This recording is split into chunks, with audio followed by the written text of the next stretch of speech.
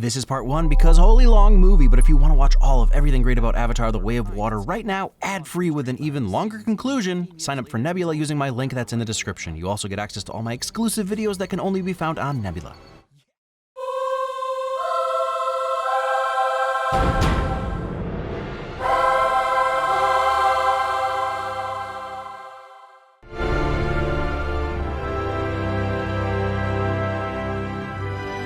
We just did Avatar a few months ago, and I still got slammed in the face with Avatar nostalgia because of this score, even if it will always and forever make me hum, near, far, wherever you are. I know it's a lot slower, but I hum that in my head, which makes sense since it's Cameron and James Horner composed both Avatar and Titanic scores. Yes, even Celine's famous song was actually composed by Horner. Rest in peace, King. And for a 3-hour movie that takes place mostly in an entirely new location made of water, this is a great way to remind us of what we loved about Avatar in the first place. Also a reminder of both how amazing the CGI was in 2009 and the emotion it carried while letting us know we've come a long way in tech and story. It truly was a thing to see on the big screen. Welp, you r/Pandora Gone Wild folks finally got your wish. Let's leave it at that. Hey, what do you know? It's another movie with parent-child stuff. I promise I won't make this all about my parenting experience, but that right there, that little finger grab, it'll end you. The Great Mother holds all her children in her heart. Man, that's gotta be a trip for a baby. Like a literal acid trip. Imagine plugging your newborn directly into whomever you call God. Happiness is simple. A line that stings when you can't figure out why you're unhappy, but also reassures you that you can get there. And I don't think it's about having kids specifically, it's finding what makes you happy and just doing that. Jake had no idea this is what happiness was gonna be for him. I mean, also antidepressants to fix the chemical imbalances in your brain. But like, who's to say these connections don't come with a little selective serotonin reuptake inhibitor drip too? I have something to admit, and you might all reject my movie lover card after I admit it. This movie was the first movie I ever saw in 3D. And I really hated it for a few minutes, but then you get used to it and it becomes normal. Anyway, the subtitles moved around the screen in the 3D version. It was pretty cool. Tinitiri, he would always be alien.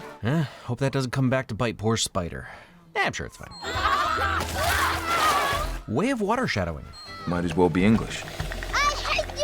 Great device to keep me from having to read through this entire movie, even if he did kind of steal it from the 13th Warrior, which, haha, but also, can you blame Cameron? This is a movie meant to be looked at. Glancing down constantly would kind of take away from that experience. Subs over dubs, but also not? Covered all the bases, no way anyone can get mad. Penis face! Top tier insult. And it's Ham the Mighty Fisherman. Spoilers, obviously, right? You're not watching this through my video for the first time. That would be bonkers. But something that Cameron does so well is to set Neteyam up just enough to be important to us so that we feel his loss in the end, but we also hit a point where Loak really takes center stage. And look, I'm not saying that one son is less important than the other, but also I'm not left just completely distraught because the kid I just followed for 3 hours is dead. It's just the one we're told and shown Jake loves the most. Or at least the one that gives him less trouble? Firstborns, am I right? Where my thirdborns at? They don't know. Those firsts have no clue how hard we had it, right? I'm sorry, did you say something, middle child? Nobody was paying attention. Kitty, Come on. Neytiri does that little hiss noise to Kitty. Never considered it was something they used to parent as well as intimidate sky demons. Sky flirting, actually fly flirting. Flirting. Like date night. Also, this is super cute and relatable, but also totally unrelatable because date night isn't usually flying our dragons near bioluminescent waterfalls. It's sushi and sake in front of Succession and then maybe time for a little seconds on the sushi. Although speaking of flirting, the whole going for a fly date thing brings up some questions, some Balthrama type questions. Sky people returning. So Avatar starts with humans on their ships, and it isn't until about half an hour in that we really see Pandora. It focuses the story from a human's perspective, Jake. Now we're still getting the story from Jake's perspective, obviously since he's narrating, but he's no longer human, so we start with his family, and now even he calls humans sky people. And we get to see the sky people's true devastation as invaders. We have to assume this is what happened last time they landed on Pandora, but we skipped right over, only saw a little strip mining. It was a little nebulous at first why the Na'vi hated them so much. This feels pretty clear. Obviously seeing his enemy when he first wakes up isn't gonna go well, but Get Some Guy was never the brightest, so character continuity. I mean, we kind of take it for granted pretty quick because Jake did it, but talk about body dysmorphia and dysphoria? You're not just bigger, you've got weird ears and your signature scars are all gone. But we'll just regroup in hell. It's a pretty badass line and lands pretty well considering the circumstances. Where does this take place? Anywhere in America, early 2020s? Take that, rail infrastructure. They've really got taking the gunships out down to a science at this point. Even when Jake's using the sky people's weapons and tech, it's got some Na'vi flair. Don't even know how to use it. Dad took me. First hint that favorite son isn't really a thing when Jake doesn't see himself in the favorite son. To hunt down and kill Jake Sully. It's actually pretty great that they spent, 9 soldiers, $45 billion to take out the leader of the insurgency, but really it's just revenge on Jake. Badass warrior Neytiri turned sweetest loving mother is a character development I'm all about. Your son is actually bleeding. Neytiri constantly waving/wagging her tail is one of those fun details you take for granted most of the time, and then you notice it and remember they are not human. This is not a squad. It is a family. Despite the fact that they focus on it for a second, this line kind of slips by, and it's ultimately the groundwork for Jake's arc with his boys. We already know that when the Sky People land, they destroy everything, thus desert. But we're also getting a glimpse into what they're after this time, since half the compound is in the water. So that's brain goo shadowing? Yeah, that's an upgrade in mobility and speed. You're just a tad more exposed. I hope that doesn't come back to bite poor anyone who uses one. Nah, I'm sure it's fine. Also, Carmela Soprano as a badass general wasn't something I knew I needed before this movie, but I also wouldn't put it past Nurse Jackie. Of all the things that happen in the first 30 minutes of this movie, this is somehow the one that intrigues me the most. Just that they created some kind of asymptote formula for the operators to interact with their suits so that she doesn't put the coffee cup through her head while trying to take a sip. Like, the distance from the full extension of her arm to her face isn't a one-to-one with the suit's arm, and I'm sure it's pretty simple, but I just love that thought and time went into this. Also, she's fidgeting and wiggling her fingers and the suit replicates it. How might we test that hypothesis, General? The hard way. Outstanding. You gotta give him props for the fortitude. I mean, I think that just makes him a scary nut job, but respect. If I had a brand spanking new recombinant body, I would not be headed out on a revenge mission. I'd be seeing what's up with them ponytails and screwing off into the forest. First hints that Katie is more than meets the eye. Obviously, I have my own theories about who her father is, but from a science position, her mom was connected to Awa either while she was pregnant or, well, you do the math. So Katie would be known by Awa. Avatars? You've got to respect Cameron for sticking his entire giant franchise in a box about remote-controlling aliens, and he found a way to reinvent the wheel to be so much cooler but still honoring the general concept of humans and non-human bodies. I mean, because it's called Avatar, and there aren't really any avatars in this movie, except for Grace's baby daddy, Norm. A good way to guarantee your death would be to harm a hair on Took's head. Butthole is definitely the kid-friendly version opposed to a-hole, which makes sense. He's a kid. But it's funny because it's also more explicit, like a-hole is so ingrained in our cultural vernacular that you kind of forget what it really means. However, you call someone a butthole and there's no confusion. Spider? Socorro. Miles? Nobody calls me that. Fun-ish fact is that Spider's mom, Paz Socorro, was a pilot in Quaritch's squad and died during the final assault on the Tree of Souls. So I didn't need another reason to hate Quaritch, but there you have it. Abusing his position and power to impregnate a subordinate. Really checking all the boxes, Quar. Alas, poor Quaritch. I knew him, Wainfleet. That gives you some idea of how much that scratch hurt. Bone deep, son. Is it a good thing or a bad thing? Who could say? Leaving the past behind, turning over a new leaf? Or crushing the earlier, weaker version of yourself a la Ultron? Or even like the big bad in The Sixth Day who doesn't even wait for his previous clone to die? Remember that movie? This is my curse. Random scenes like that live rent-free up in here. I'm pointing to my head. I'm sure you guessed that. This is some legit guerrilla warfare stuff here. Making animal noises that only your comrades recognize as you? That's a brutal-looking weapon. Yep, checks out. Brutal. Also, almost instant kill with one blow is pretty impressive and, dare I say, compassionate. I will kill you as many times as I have to. I believe her. Saving your mom even though you were supposed to stay with the Ikron. And saving your boy even though you told him to stay with the Ikron.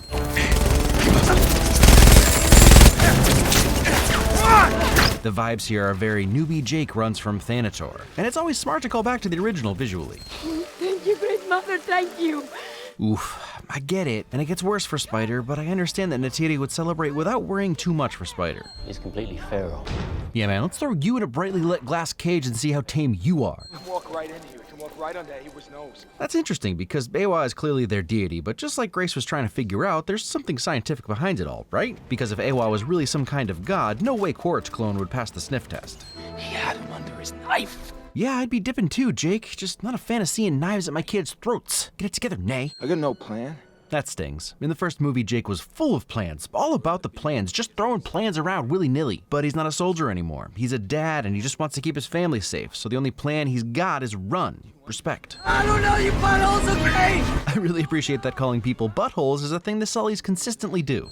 Hey, at least they're not ruining Beethoven for him. There wasn't nearly as much human and Na'vi interaction in the first one, and dang are they big. His palm is the size of Spider's entire abdomen. The leader must die. I think it's neat that the Omaticaya are able to honor the old ways while not being fundamentalist sticklers about it. Would be a weird movie if Jake died in the first hour because of bylaws. Getting to peek into this new world like this brings up all those old feelings from the first Avatar, and the sea is as new to us as Pandora was in the first one. Thousands of islands. Which is a very simple explanation. This line The people harbor us. They will die. might make you think there's nowhere safe, but disappearing into a random tribe that isn't even... They have to be a different species, right? Homo sapiens looked more like Neanderthals than the Omaticaya look like the Metcaina. Bigger tails and eyes, weird, gross swimming hands. Okay, so maybe it's just naturally occurring, but even if it is, the breakwater seems to be throwing fish into these pools. Genius way of fishing. Hey, He's still got a little white guy in him. is that supposed to be a tail? Getting dunked on by the weird, gross swimming hands people has gotta hurt. And it's an interesting reminder that these different tribes don't really interact. All the Na'vi that Jake recruited in the end of Avatar were basically the same looking, but the Metcaina might as well be on a different planet. Now, that's an entrance. Although Kate Winslet also really loves an entrance. Seems rude, Natiti apparently agrees. I like that it's some level of dominance assertion that we're not fully clear on. Like, it's not a slap in the face, but it's clearly not an accepted form of greeting either. Are not even true Na'vi. They have demon blood. But even within what's acceptable as Na'vi, there are things that still make the Sullys outsiders, adding insult to injury. I mean, they don't even know the half of it with Kitty, which is an excellent way of giving us that same feeling we had for Jake way back when he was just driving an Avatar. Torok Maktor and his family will stay with us. As soon as I saw Moana's dad, I knew he would come through for them. You just need to be worried if he'll let you leave. Suffer the shame of being useless. Weird universal truth that we all feel but often pretend doesn't exist. Even if you're the laziest person on planet Earth, you're still going to get bored and hate feeling useless eventually. The design of the Metcaina people's village is so perfect and well thought out. Easy access to the water, but still kinda like tree forts just stretched out over the sea. So it's pieces of what we already know about the Na'vi, but adapted to almost be completely foreign to the forest people. I wanna be all, don't be racist, lady, but then Took is being the cutest and also most realistic part of this entire section hopping along. Cool-headedness. I want to go home. Took, poor Took. This time with some feeling. Sully stays together. Sorry, stick together. Sully stick together. More of that suburban white dad coming through. You gotta love his enthusiasm. I love the differences between how the two clans enter the water. The Metcaina dive in so gracefully, it's almost as if they are just stepping in. The Omaticaya do what you would do if you think of water as something different than land. In other words, what many of us do, trying to make the biggest splash possible while flailing all your limbs. Nope, wouldn't make it as a Metcaina. Not with those things swimming around. Peace! Yeah, I'd like to see y'all climb some trees and tightrope some vines, weird hands. I'm sorry, that's rude. You can't help it. I learned a thing recently. If you're thinking about commenting on someone's appearance, ask yourself, can it be fixed in 5 seconds? If it can, something in their teeth, go ahead, speak your truth. If it can't, shut up about their gross fish hands. Bet crazy wife too. You can tell who's in charge by the laughs they get at bad jokes Why so blue? and non-jokes. He just called her crazy, and the reason is that she doesn't want her kids to be murdered. Just making sure we're all on the same page about the casual cross-species misogyny. At least when your horse bucks you off, it doesn't yell in your face after. Bucks you off? That sounds like the correct thing to say. I think, yeah, that's good. Hey, it's that shot that everyone was sure was live action, and then Corridor Crew was like, it's CGI, why have one weird insert shot be practical? And then Weta and the visual effects soup were like, nah. Did you follow that? People are literally still arguing about it. They had a pool, they built the harness, the stuff we marvel over in this shot is mostly practical. The water is live action, the hands are painted, the harness is real, which honestly just goes to show how amazing the blending of CG and practical is in this movie. And yet, the first time I saw this, all I could think when he wrapped his hand was, ooh, that's gonna sting when it gets ripped off. So this inspired me to expand my lungs. It's gotta be useful for so many things. Just off the top of my head, jumping into a huge water vortex and being spun around in circles while trying to open an underwater door to do some espionage and getting really lucky when one of the hottest ladies alive saves you. Something like that. Heartbeat is fast. Sorry. Try to focus. Girls be so dumb. But the guys know what's up. This is basically it though. Kids and teens both often have no clue when someone likes them, but they know when someone likes their friend. Does that make sense? Me? Who could like me? My buddy? Forget about it. Jake Sully did it the hard way. Sure, but then he also took an Ikran off the back of another Ikran. Fun parallels here between Jake learning a new skill while Quaritch is as well. Gaining respect for Quar wasn't what I expected, but something tells me the next movie is headed further down this path as part of Spider's story. Yeah, Colonel, get some! Haha, you can kill the man out of the get some, but you can't kill the get some out of the man. The way of water has no beginning and no end. Zedaya's way of water credo is beautiful by itself and gives the Medcaina the feeling of having a much deeper history, but it's truly what her guidance leads to later on that makes this so impactful. Freediving seems incredible and absolutely not, I'm never doing it. Just more inventive creatures living in harmony with the apex species. Grace is technically still inside Awa, right? Just saying. Look, I don't even know if Na'vi people have melanin in their skin. I've never seen them sunburn, but I will say, as a person with very little melanin, being close to the surface of the water looking down like this is why I'll always wear a shirt when snorkeling from now on. First I ball it up real tight like this, okay? Then... Dang, it's possible these guys literally don't know about fists, which is sad when you realize what the Sullys have brought to them. So stupid! Boys be so dumb. Lighting, in contrast, is out of this world. They captured that whiteout feeling you get in the sun sometimes where you just can't see a thing, especially with the reflection off the water. It's not often that overexposure looks so gorgeous. That's what the other guys look like. Worse. That's good. A lot worse. Get out of here. Parenting is hard. Jake has to fight the urge to treat his kids like soldiers, and it's not like he can say violence is never the answer with a straight face, unfortunately. No thanks. That crystal clear turquoise water looks mighty fine to me. Don't need to spend any time in this navy blue nightmare. Sick Elu Superman, or that's one-handed, so more of an airplane? It's no turntable, though. I just googled all of these. Kids suck sometimes. Haha, you got him. He trusted you in a place he knows nothing about while doing something he's never done before. You really showed him. It's even worse when they know they have an audience of peers. Nope, I'm out. Thanks for letting me play. I'm gonna go sit in a tree. It's amazing how many times I would have quit Avatar life by now. I just can't imagine how hungry this thing has to be to chomp on all of these rocks and coral just for a skinny forest boy.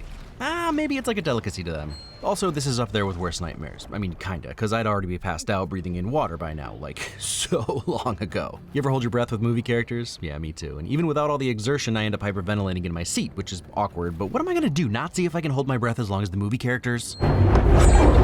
You get bravery points, my man. Again, I'd be half digested by now, so you're showing me up all over the place. That's my big fluffy boy. I mean, Pycon isn't actually fluffy, but he's got fluffy energy. Is that tracking for anyone else? This totally fooled me. The Tulkun is so still in the water I thought it was a rock and definitely jumped in my seat when it breathed. Buddy, I have no idea what you just said.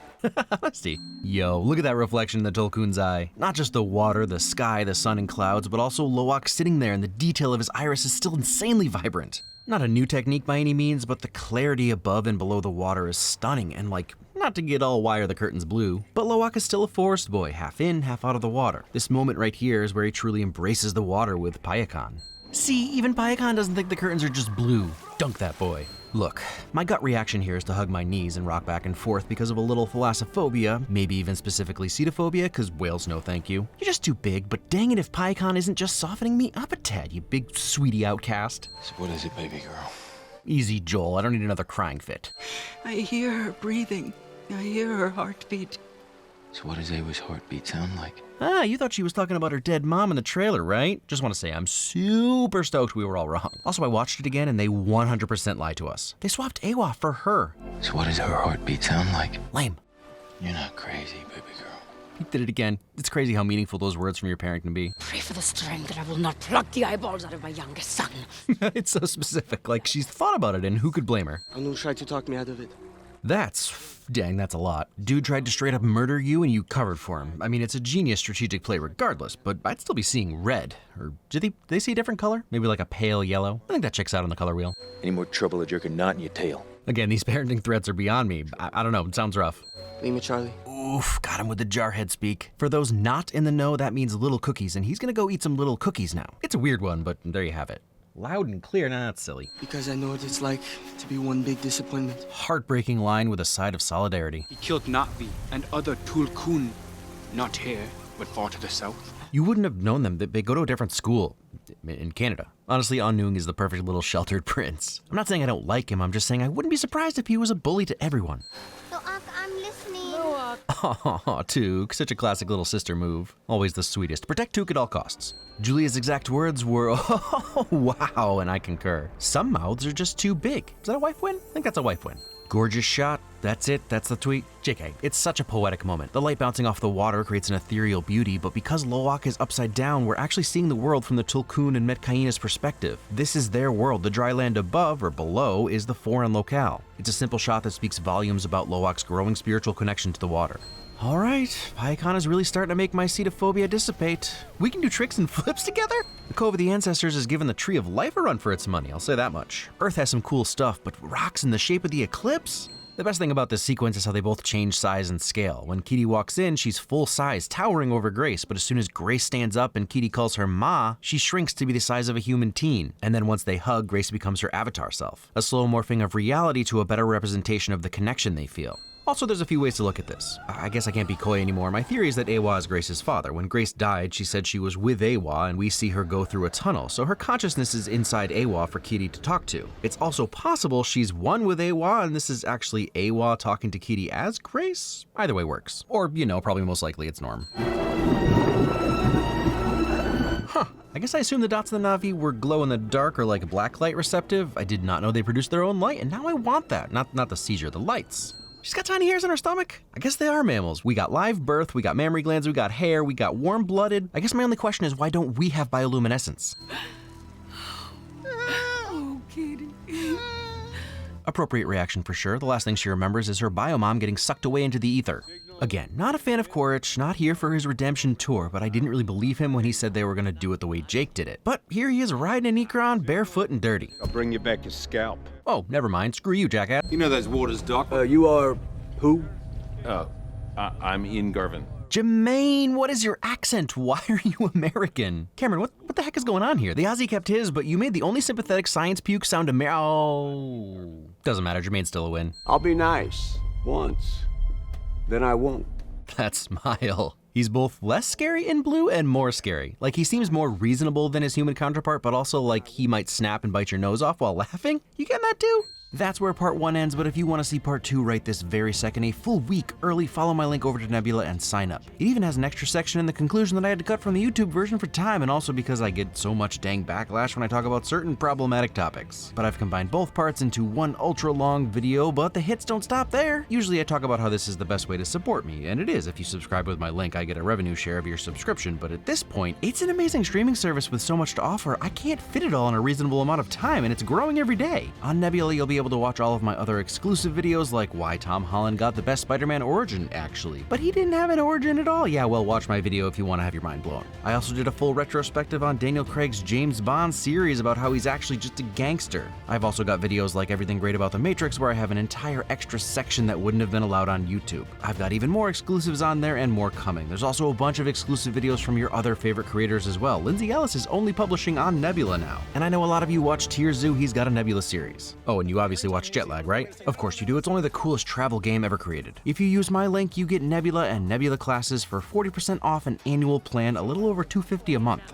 And hey, if you're already subscribed but you're seeing this, thanks so much for watching this video twice, because obviously you didn't forget you could be watching it ad-free and read-free on Nebula. If not, the link is on screen, it's in the description, it's even right here, clickable. So get that annual plan and start watching some prestige videos. Oh, and the rest of Everything Great About Avatar too. There's even a timestamp for when part 2 starts on Nebula. Thanks! Jake Wick in the house? Sorry, Neytiri Wick in the house? She just shot the recom through the other coon's chest. Time for your favorite segment, Lee requests movies that will never be made.